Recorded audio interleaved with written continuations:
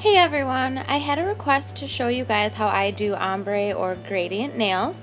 So these are the products that I used for these pink gradient nails, and I'm going to explain to you guys step by step how I did them, and hopefully that this will help a little bit and answer your questions. When doing ombre or gradient nails, I always use some kind of a liquid latex barrier around the nail onto the skin just to make for easier cleanup. I have several different kinds that I use, and I'll talk about those another time, but for this particular one, I'm using Mess No More by Mini Manny Moo.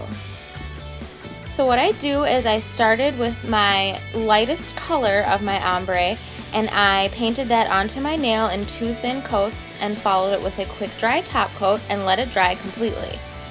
Then I painted the Mess No More around the edge of the nail onto the skin and let that dry. Next, what I do is I paint all 3 or however many colors you're going to use of my gradient polishes onto a latex-free makeup sponge going from lightest to darkest. And then I dab that back and forth over the nail, and then I repeat that whole process a couple of times until I have it as opaque and dark as I want. Usually it's about 2 or 3 times that I repeat that. The makeup sponges that I prefer to use are latex free just because they leave the smoothest lines, and I buy them in bulk from Ulta Beauty Supply.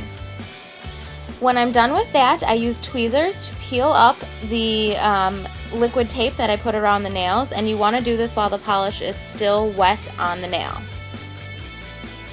Any other cleanup that I need to do to make my cuticle edges nice and clean or get any little bit that did get on the skin, I use an angled brush dipped in acetone, and then I just use that to clean up around the edges.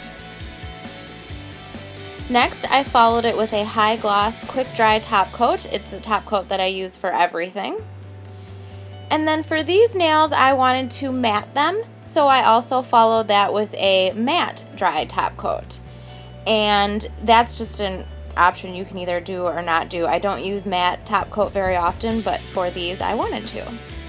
So I hope that helps and that it answers some of your questions about how to do ombre or gradient nails. If you have any other questions, sound off below. And thank you for watching. Don't forget to like, comment, and subscribe. Thank you.